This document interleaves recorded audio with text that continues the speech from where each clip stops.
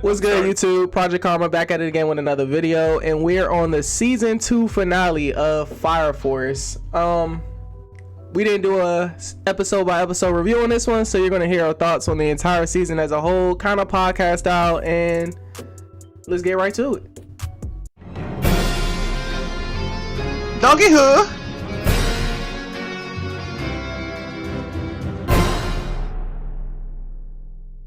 Yeah, season 2, man. The ending altogether was just odd. What was y'all thoughts on this season?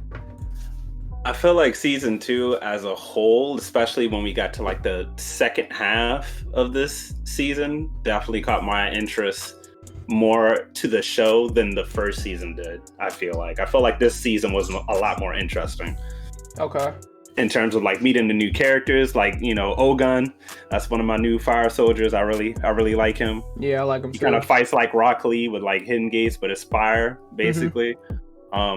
Getting to see, you know, a little bit more training between everybody. Actually going to the Nether again. Okay. And seeing how much of a massacre that was. Just character development and seeing more of the fights and animation.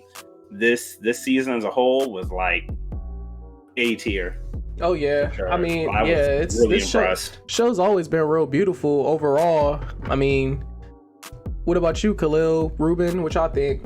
I mean, at least from what I've seen, the ending, I liked it. It was a bit odd.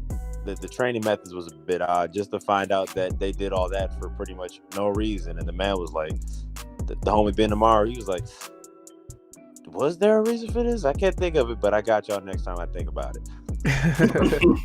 And when they were getting hazed and they were getting dunked into the water, were the kids jabbing their stuff with the sticks? Oh yeah, yes, they were.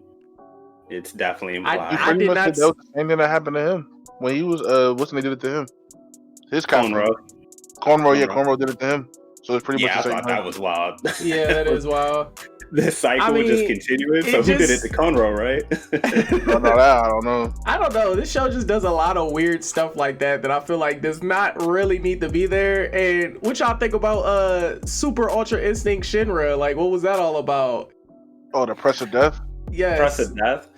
I don't really think it's Ultra Instinct. I mean, I'm not saying it's Ultra Instinct. But just the aura and all that. Yeah. But I thought it looks like Ultra Instinct. For whatever reason, his like that Press of Death stuff was kind of interesting because he got to kind of perceive if like somebody died, like the other captain from I think was it the fourth? I think that was old man. Like that was kind of weird. Link, like what? Amar. Yeah, the Adela link. But the fact that he can do that because he attained the Press of Death, though, he was only able to do it because it was correlated to that. Yeah. And just seeing how that man got beat in an instant, I thought that was pretty wild. Yeah, he got beat by a White Clad with the Thanos gauntlet, bro. Yeah, that was wild. The gold arm, right? Snapping their fingers. Yeah. I also thought it was interesting about how, you know, you don't have to be a pillar to actually have an Adela link, and that the people who had it have some type of what they called a holy scar. Yeah, I thought that was an interesting concept. Yeah, it was different. Mm-hmm. Yeah, it was a different take on it. Do you think the doppelganger thing is an actual thing, though? I'm sure it is. There's no way they brought it up. Yeah, I don't think they brought it up for no reason. So I'm sure it has some type of value somewhere. Ain't no way it's a coincidence. Yeah, there's no coincidences in anime. They don't have enough time for that. The only reason why I'm gonna say it's an actual thing is because of I don't remember her name, but she was the doctor who saved Shinra in the first season. When she touched Conroe and was talking about the flames, when she asked what was the difference. Yeah, when she was asking what was the difference between regular flames and Adola flames, she kind of like hesitated. So maybe it's more that she knows that she just doesn't want to talk about, or that she's seen, or she might just be scared of because she got burned. You know, they're usually use pyrotechnic, pyro or whatever, and they don't really get burned. Right. And he actually burned her, so a little bit of trauma, you think? Yeah, I think the doppelganger thing, probably she might know more about it, maybe because she can tell the difference between regular flame and not regular, Adola Flame, so maybe. Adola Flames, yeah. But I That feel like makes that's sense. why the double ganger thing is an actual that, and then the way that they showed the fight between him and between Conroe and Cornrow and the his doppelganger. Inferno, that was pretty much like Mhm. it was spot on, exact blow for blow. You know what I mean? So it's like maybe it is an actual with doppelgangers and stuff like that. Okay. Yeah. What did y'all think of the season overall? Like, what was y'all actual thoughts on the season? First Well, half, but oh, yeah, second go. half so much better. Okay. I was about to say, Kinda Mike, what do in you the same think? So yeah, I'm kind of in the same boat, honestly. I still feel like it wasn't giving me like a lot of what I was looking for, but it did. Like I see the direction it was trying to take, which is like trying to introduce every pillar as they became a pillar. Yeah. But Right. it was very like slow with like seemingly like nothing was going on for a long time. And then like for the longest I've been waiting to see like blue flames. Blue flames are hotter, like what I'm saying, like the hottest flame, and nobody had blue flames until like ultra interesting Shinra and Arthur and shit at the end. Mhm. And even then I don't know if that counts because they ain't do nothing. They just snap back. I was So- expecting a battle, but I didn't see that. I expected something. Yeah.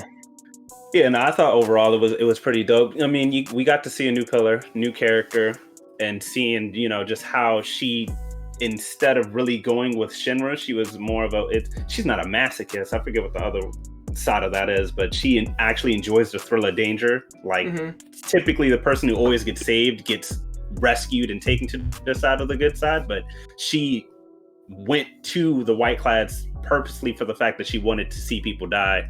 And then just getting to see more of the development later on with what was the kid who was with the previous captain who had made him turn into what are they called? They're not really Nataku.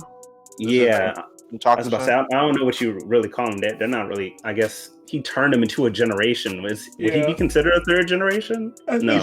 He's a pillar though. Yeah. Oh yeah. I think he So would I guess we kinda could just have say to- that. Yeah. Seems like third generation. I think I'd put him in third generation for sure. Yeah, he's a third Mhm. generation. Okay. And seeing how that PTSD that he got from actually being turned into a pillar, developed him into having his own kind of nuclear fire, which I thought was pretty wild. But overall, animation was great. See where the story is kind of developing. I'm looking forward to seeing how season 3 goes now that both Arthur and Shinra has learned, as we're calling it now, the Ultra Instinct Flames. Yeah. What about you, Ant? Did the season give you enough when you made it to the end? Yeah, I liked season 2. Season 2 not really answered, but pretty much like put a lot of stuff into perspective to give you like that being able to link everything together and stuff like that. And I like how they developed a lot of the characters that I didn't think they were going to really develop, like Dr. Giovanni. I didn't think we were going to see him again. Mhm. Yeah, And then we see him in another. That man was just like wilding. He had he could read minds and had all the different arms and all that stuff, and got away at the end, which is kind of wild. But, Yeah. Yeah. I mean, see, what you just said is kind of how I felt the complete opposite about the ending of the season. I don't feel like they've actually taken the time to develop anybody just because there's so much stuff going on and there's so many unanswered questions. So, like, even with Giovanni, it was cool kind of seeing him down there, seeing he had like a whole bunch of new powers. But we still don't know if Giovanni's even working with them. Like, we haven't seen him with any contact of the White Clad. He always just by himself doing his own thing, and that's. He did come out had with a the works. He had a White Clad, the little With White him Clad before. on in that fight. He I had mean, the White Clad. I know what you're robe on talking all. about, because even when they were outside of that barn when he was beating on Vulcan. yeah, like they were outside, but it's just like the fact that we haven't even seen him talk to him. Shoot, in an actual movie, I would probably think Giovanni wasn't even there, just because he hasn't had any actual conversations with anybody important other than the nerd. But I don't know. I feel like there's a lot of unanswered questions that I still have before the start of season 3. And I really hope by mid-season 3, at least half of these questions are answered. Because if not, then this season this show's gonna be stupid long. Yeah. I Yeah, can see that. I can see agree. that too. Yeah. I wholeheartedly agree. Yeah, I need some questions answered. If you're going to do it, I'd like it to be kind of like Attack on Titan, where you're like leading me in one direct, or I'm leading myself in this direction that I'm not supposed to go in. I feel like that type of show, it kind of punishes you for trying to think ahead. Fire Force, I feel like, is a little more lazy with it. They kind of show you, but Shinra doesn't know, and that's annoying when you keep doing that. But I will say this though, they did kind of give more of a speculation for what the pillars are kind of going to be used for, because it seems like these pillars are used for the Amateratsus. We never really knew that a person was used for it. Yeah, so we know it now, but before we didn't know that. I mean, people are actually being used for that, and it's the life force and the whole. It's not really the church that's in control; it's the pillars. What's her? Yeah, the main one who started all of it. Yeah, I mean, it's kind of an underlying thing. I get that for sure. Like, questions like that being answered is like, it's cool to me, but it's still some like key factors. Even with me, by the end of the show, I didn't like how we didn't get to see Sho.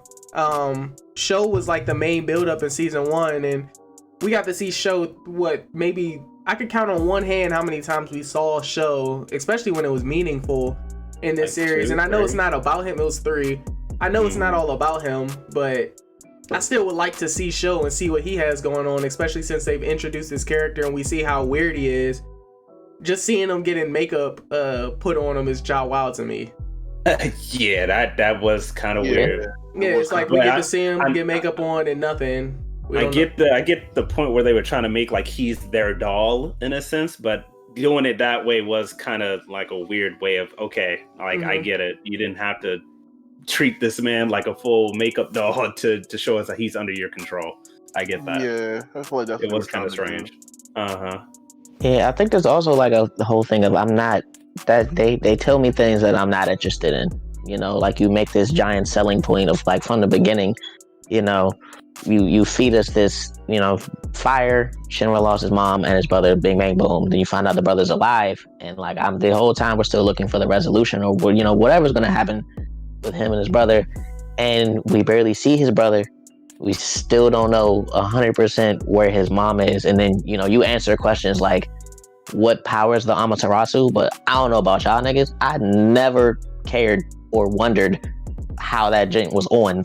I was just like, okay, this powers the city. Yeah, like, you give me the answer. I'm like, all right, I appreciate you explaining to me how this works now. But yeah, I never asked for this. Like, this isn't what I wanted. Like, hilarious explain. That you said that.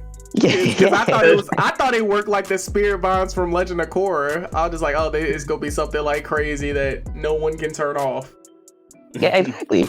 Yeah, I mean, they definitely answered the question nobody was really wondering about, but the question they gave was more or less just to kind of continue on with the plot of, okay, this is what the church is really doing. Yeah. Nobody really cared. And that's not even to say that it's not even interesting. It being powered off the sacrifices one person is interesting. But that's not what I wanted to know. Like, this isn't what you've been feeding me for 2 seasons, or well, at the time when we figured it out, like a season and a half at that point.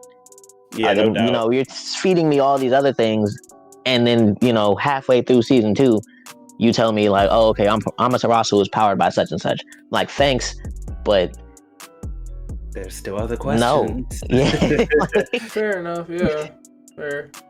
Yeah, that's very true. Overall, everybody give your review of season 2 and a quick rundown of what you expect in season 3. Only reason why, like I said, I like Fire Force, I'm gonna give it a 7.5, is because I still feel like this anime is mid. Like I said, I don't think it's like a super top 10 anime, but I don't think it's like a bottom anime like Soul Eater. So I'm gonna still think that it's mid.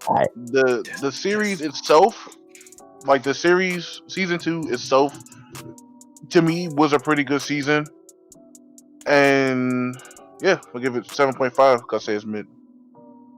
Okay, yeah, I kind of already gave my reasoning for it, but I'm definitely giving it about a 7, 6, and I'll give it a 7. It's mid to me, but I enjoy a lot of the fight scenes, and the animation is nice to see as well visually, so that's cool too. But I'm giving it a 7. Khalil? I'll also give it a 7, mostly due to there's there's a lot of unnecessary information in this season. Like Ruben said, there isn't enough capitalizing on the main questions. So I think they spent maybe a little too much time trying to build up. They spent a little too much time trying to world build. Mm-hmm. Yeah. Okay. So, Yeah. Say that. Yeah. I'm gonna go 6.5. It is. I don't want to say it's a bad show. I kind of enjoy when I watch it because I like the animation. I like the fight scenes, and all of that is very it's done well. But I do think the pacing, the way they tell the story, and not even to say the story itself is weak, but the execution of it is not. It's not hitting where I needed to hit. Pause. Wait a minute.